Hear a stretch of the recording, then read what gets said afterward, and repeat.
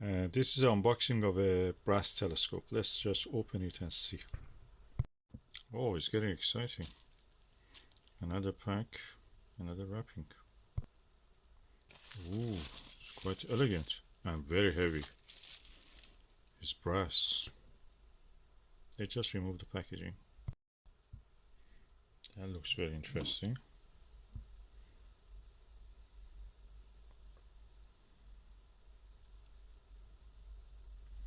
They just extend it.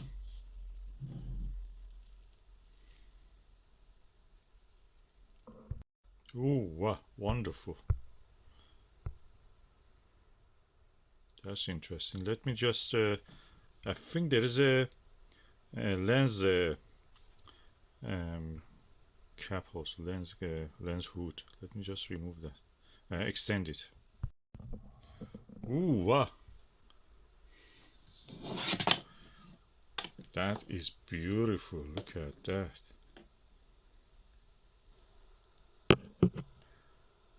Inside of it, I can see that it's not one of those dodgy ones, but there is immediately a aperture stop. And it's heavy. It's made of brass. Okay, now I have looked through it, and I can see there is a slight chromatic aberration, but not that much annoying. Yes, for adjusting it, you have to actually increase or decrease the this length, and it brings to focus. That's easy. I used to have such things when I was a kid, made of plastic, and I always wanted a brass one. It never happened. Now I have a brass one.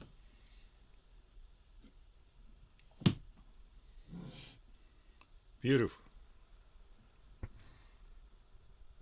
Okay, the telescope is made of brass, but there's a telltale other than the color of the metal, and that is that when you apply some cleaning stuff to it, what comes on the as dirt is actually greenish, kind of green color it has. So here you can see some of it, and that is a copper oxide in that, and inside of it also another copper oxide which is black. So that's a telltale evidence that this actually is made of brass. It's not, electroplated or anything like that. And another good thing is that I think this part has it.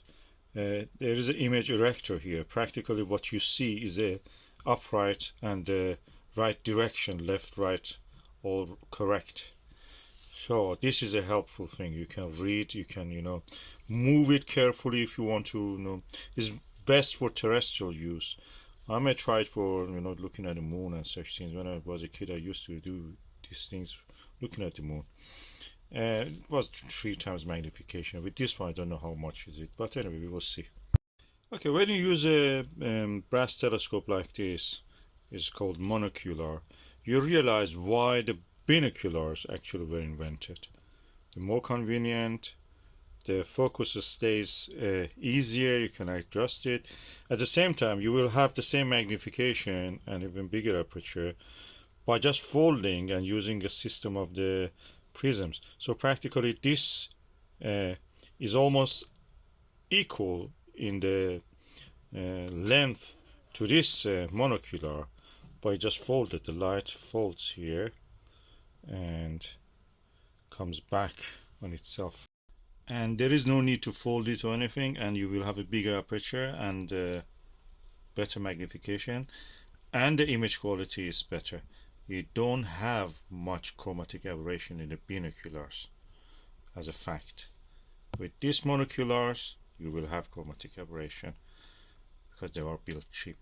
They're not used anymore. They're just ornamental or as a toy they're used. But these ones are used for serious, astronomy. You can use it for nature, bird watching, in many applications.